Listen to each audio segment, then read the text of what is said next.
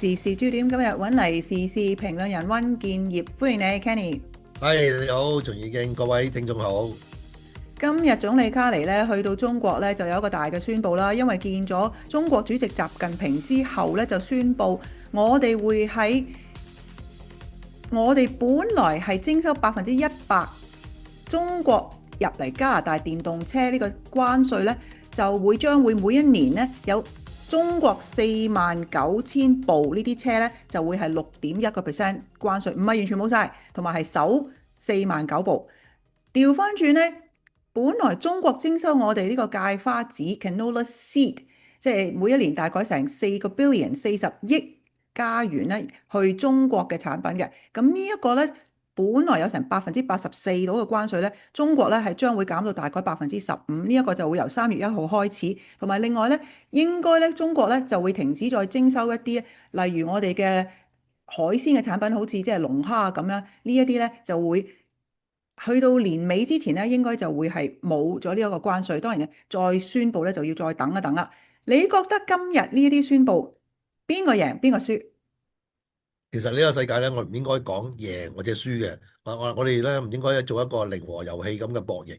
呢個世界我哋大家應該互相合作咧，達至雙贏嘅。咁今次呢一個我哋總理卡尼去訪問中國咧，我覺得都係達到個雙贏嘅局面嘅。OK，咁當然啦，你可以話我哋加拿大啲芥花籽農產品海產品可以即刻出口咯。但係咧，我哋入口中國咧，只係又係49,000部車，咁好似中國咧唔係贏好多。咁但係我覺得呢個係一個非常好嘅開始嚟嘅。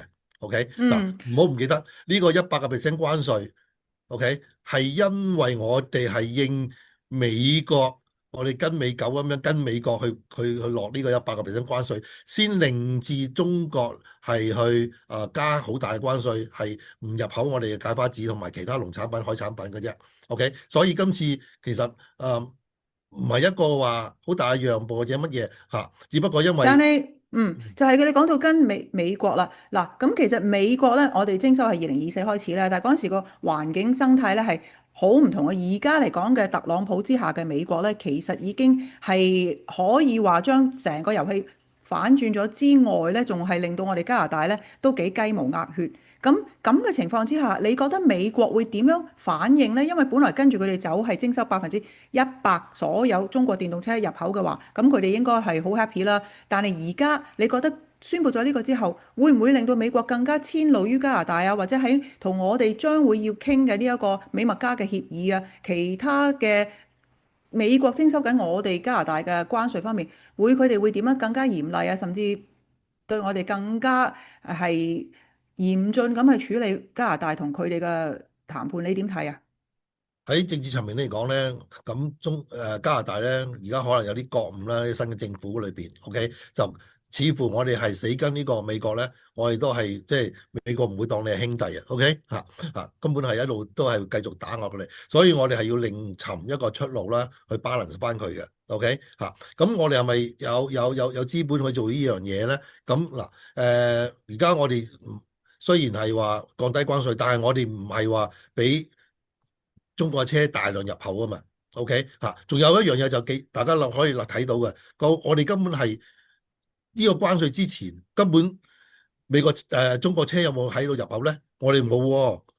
OK， 其實加拿大嘅市場對於中國嘅電動車嚟講係一個好細嘅市場嚟嘅啫。中國每年生產超過1000萬部車，你而家嚟幾萬部車，你話係算得一個咩市場咧？OK，係咁卡尼都係咁回應嘅，係佢都係話只係會佔我哋加拿大3%嘅啫，對佢哋唔係好大嘅啫。OK，但係佢講道理就係啦，但係特朗普好似唔係好講道理嘅。咁如果係咁嘅話咧，你覺得係對加拿大嘅汽車工業會唔會有進一步嘅打擊？又或者好似我哋安省省長福特話：喂，唔好咁做啦，唔好咁做。其實係咪今次嘅輸家會係加拿大汽車工業、汽車工人，甚至係我哋安省咧？我覺得唔會，反而我哋係贏家。點解咧？因為咧嗰啲汽車工業咧，其實好 integrate 嘅。欠稅嗰筆錢終於搞掂晒，清咗筆信用卡數，我仲可以開始儲錢添。做咗債務重組，而家無債一身輕。有債務問題唔好再拖啦，Jane Wu 胡雪晶幫到你。即係唔係話一部車喺晒加拿大做，咁我哋唔俾加拿大工人生活啦，我哋將啲廠搬翻過嚟，唔係㗎。其實一部車嚟講咧，佢裏邊係有成過萬個零件，一部車要完成嘅話咧，好多時咧啲零件或者整部車咧都要運嚟運去啊，先至可以完成嘅。咁到時係完成嘅時候係當喺加拿大出廠啊，定係當喺美國出廠啊？咁呢啲係佢哋自己三大車廠佢哋嘅流程先知道嘅啫。咁所以你可以睇到啦，舊年 Donald Trump 咧，佢係一落呢個關稅話，哎呀唔俾所有過境都要咁樣加，即係唔知75定100，我唔記得咗啦嚇。咁即刻過咗一兩個禮拜咧，嗰兩個禮拜好亂，但係嗰兩個禮拜你即刻就話 OK，我哋跟翻美墨加協議。係，但係凡你美墨加加協議要再傾嘅產品，我哋咯就照樣收。所以你如果係咁做咧，所有嘢大家都唔單止係影響加拿大，美國嗰啲工廠都要停工㗎。嗯， OK，咁但係美墨加要再所以呢樣傾，同埋我哋加拿大其實雖然話中國係我哋第二大嘅貿易伙伴啦，但係你朗你辣噶嘛，即係美國係我哋第一大咧，其實嗰個份額係多好多。你覺得喺整體嚟講，今次呢一個所謂破冰之旅啊，或者係開展一個新拓展一個新嘅市場，係咪真係成功，定係其實一個好小步咧？呢個係一個好小步，係一個開始嚟㗎咋嚇。咁因為我哋係要求呢個中國廠係會過嚟呢度係去設廠啊嘛。咁所以我話呢個係我哋一個贏嘅局面，因為點解咧？我相信我哋現有嘅來自呢個三大車廠嘅工廠咧，佢哋仍然都會維持生產嘅，因為大家係合成嘅。你唔可以即係當然佢可以搬某一啲程序翻去美國做，有啲影響。OK，咁但係咧係完全係消失咧，係冇乜可能嘅事。OK，咁另外福特呢個省長話，咁我哋要保護本地事業啊。其實我哋根本我哋加拿大係安省本土裏邊咧，關於呢個電動車嘅建設咧，根本都冇乜。我哋保護邊個啫？根本我哋乜都冇。OK，咁所以其實咧，我哋今次如果能夠真係引進呢個中國嘅電動政車喺加拿大建廠嘅話咧，喺安省建廠嘅話，係一個非常好事，會增加我哋就業添。所以點解我覺得係咁，但係佢而家唔係建建嗱，咁佢就未去到建廠，而家係輸入啫。OK，即係49000部咧係輸入，咁會唔會下一步係可以建廠咧？咁可能係下一步啦。好多謝晒你啊，同我哋傾咗咁耐，今日。多謝。時事焦點場已經揾嚟另外一位嘉賓，可能對今日呢個卡尼同埋習近平嘅會晤或者個結果咧有啲唔同嘅睇法嘅。揾嚟就係前保守黨國會議員趙錦榮嘅，歡迎你 Kenny。你好，Ann。嗱，總理卡尼咧就話咧，中國咧可能係一個更加穩定嘅，即係佢話係 predictable 啊嘅合作伙伴，亦都話咧係進入咗呢一個叫策略性嘅 strategic partnership 策略性嘅合作嘅關係，亦都要務實 pragmatic。你點睇卡尼咧？1年前喺佢自己競選嘅時候咧，就仲係話中國係一個威脅嘅對加拿大國家安全。你點睇啊？係咪180度轉咗咧？我諗我都有贊成啊卡尼總理佢所講嘅，因為中國係長久以嚟一路都佢嘅期望啊，佢嘅野心啊，佢想做嘅嘢咧，其實都係非常之明顯啦。咁啊，呢個係可預計性係非常之高嘅。咁但係從一個短期嘅角度嚟講咧，美國就好似喺特朗普政權底下咧，就有少少好似係不確定性。咁但係同時間我哋都要明白，中華人民共和國呢個共產黨所帶領嘅一個政府咧，其實長久以嚟非常之 consistent，俾到外國包括加拿大在內，就算喺幾個月前卡尼都承認嘅咧，就係一個非常之大嘅一個威脅性啦，亦都係佢對於一個外國嘅影響啊、滲透啊、甚至將所有嘅商業嘅利益咧係武器化啊等等呢啲嘢咧，其實都即係非常之明顯嘅。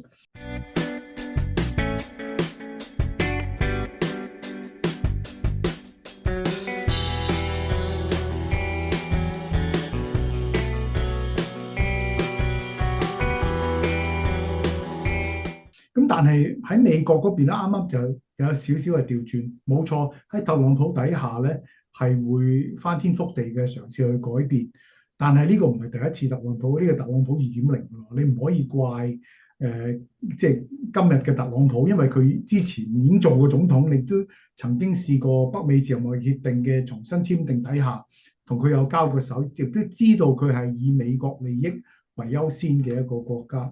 咁當然啦，你話關稅嘅問題啊，對於西歐或者係包括加拿大在內，好多喺過去軍費上面用得唔夠啊，成日去糯米雞美國嘅時候，咁美國而家終於去即係反擊，然後要逼我哋要咁做嘅時候，當然呢啲嘢你似乎係一個新嘅，但係呢個並冇改變到嗰個性質上，最根底上就係西歐同盟喺理念價值上咧係同美國係接近，縱使喺特朗普底下咧，我哋仍然係同美國同西歐好多國家咧都係喺意識形態上面，你同委內瑞拉已經睇到啦，同今日嘅伊朗已經睇到啦。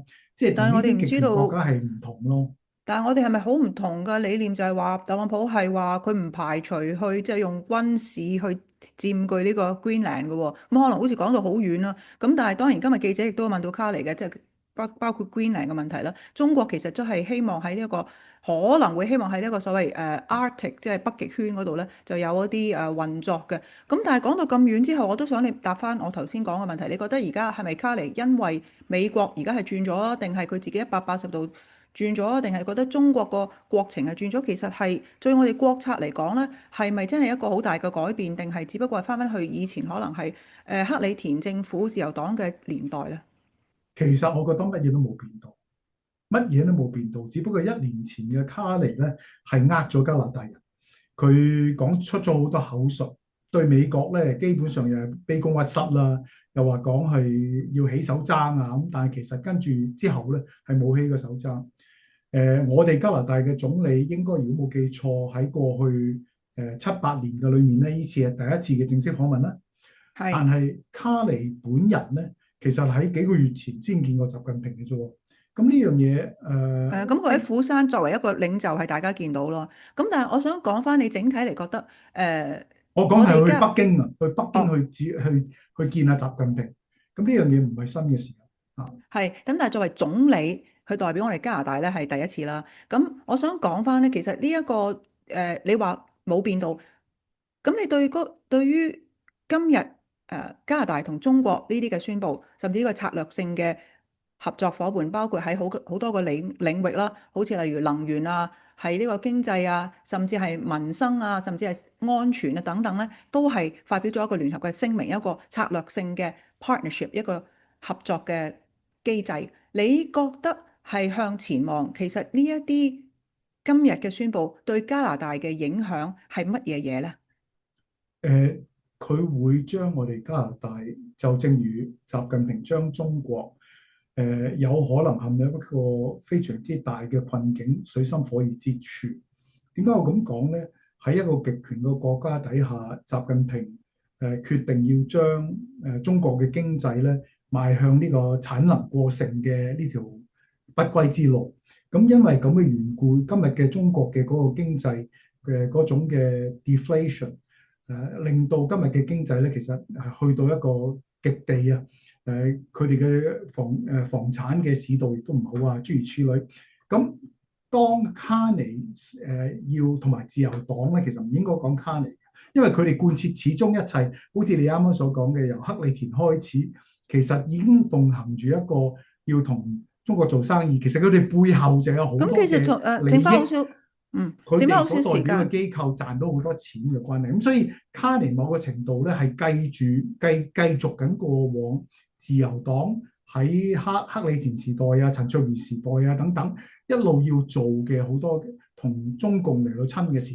咁呢啲問題就係今日唔係90年代嘅中國。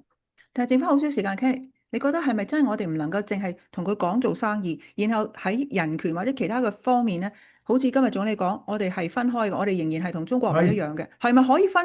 係咪真係唔可以分開兩樣嘢咧？淨係同佢做生意。